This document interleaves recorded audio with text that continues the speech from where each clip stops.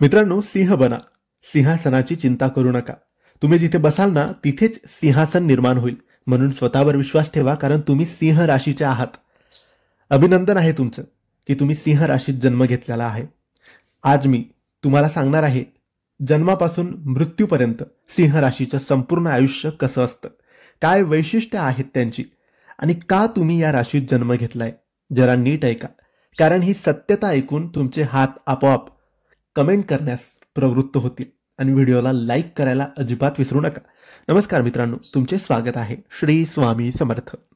मित्रांनो, सिंह राशी ही पंचम म्हणजे 5व्या क्रमांकाची रास आहे. याचे अधिपती म्हणजेच स्वामी आहेत सूर्यदेव. नवग्रहांचे राजा, किंग ऑफ प्लॅनेट्स म्हणजेच सूर्य, आणि सूर्याची एकमेव रास म्हणजे सिंह रास. म्हणजेच ज्यांचा जन्म सिंह राशीत झाला आहे ते काही साधे नाहीत. त्यांच्यात सूर्याची ऊर्जा असते, आत्मविश्वास असतो, तेज असतं आणि नेतृत्वाची वृत्ती असते. जेव्हा सिंह राशीचा जन्म होतो तेव्हा घरातले सगळे म्हणतात हा मुलगा किंवा मुलगी मोठं काहीतरी करणार. त्यांना माहीत नसतं की तुम्ही कोणत्या राशीत जन्म घेतलाय, पण तुम्ही घेतलेला जन्मच अशा एनर्जीने भरलेला असतो की तुम्हाला पाहूनच लोकांना सकारात्मक वाईब्स येतात. तुम्हाला कोणीतरी हातात घेतलं तरी त्यांचंही मन आनंदी होतं. तुम्ही जन्मताच सूर्याची ऊर्जा घेऊन आलेली असतात.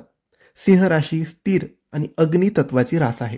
म्हणून हे लोक नेहमी ऊर्जावान, आत्मविश्वासी आणि आपला मार्ग स्वतः ठरवणारे असतात.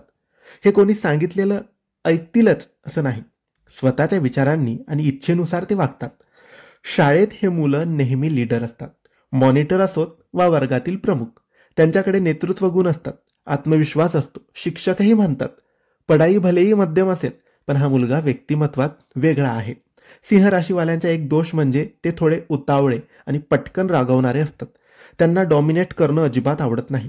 ते जे करतील आपल्या मर्जीने करतात, कारण त्यांच्या हात एक राजा बसलेला असतो. मैत्रीच्या बाबतीत हे अत्यंत प्रामाणिक असतात. मनातलं सगळं स्पष्ट बोलतात. खोटेपणा, पॉलिटिक्स, गुपचूप बोलणं हे सगळं त्यांना नको असतं. म्हणून त्यांच्या मित्रांना हे चांगले ओळखता येत. हा काय आहे, त्यांचं मन काय सांगतंय हे सगळं पारदर्शक असतं. प्रेमाच्या बाबतीत सिंह राशी खूप भावनिक असते, पण ते दाखवत नाहीत. बाहेरून कठोर दिसतात पण आतून खूप मृदू असतात. एखाद्यावर प्रेम केलं की मनापासून करतात, पण त्यांच्या रिलेशनशिपमध्ये कधी कधी अडचणी येतात. त्यांच्या अहंकारामुळे किंवा माझंच बरोबर या वृत्तीमुळे. सिंह राशीवाल्यांना आपलं मत बदलणं अवघड जातं आणि म्हणून कधी कधी संबंध तुटतात. पण ते प्रेम एकदा केलं की अखेरपर्यंत खरं ठेवतात. लग्नानंतर त्यांचा जोडीदार त्यांना घडवतो. सूर्य आणि शनी यांचा मिलाफ असतो. म्हणजेच थोडा संघर्ष, थोडी जिद्दी दोन्हीकडून, पण समजून घेतलं, थोडं झुकलं तर त्यांचं वैवाहिक आयुष्य स्थिर आणि समृद्ध असतं. करिअरच्या दृष्टीने सिंह राशीचे इष्टदेव आहेत हनुमानजी आणि सूर्यदेव. दररोज सकाळी सूर्याला अर्घ्य द्या किंवा 10 मिनिटं सूर्यदर्शन करा, याने तुमचं नशीब बदलेल. 27-28 वर्षानंतर सिंह राशीवाल्यांचं खरं टर्निंग पॉइंट येतं. या वयात ते अधिक प्रगल्भ, जबाबदार आणि जमिनीवरचे होतात. 36-38 वर्षापर्यंत ते आपली स्थिर ओळख निर्माण करतात.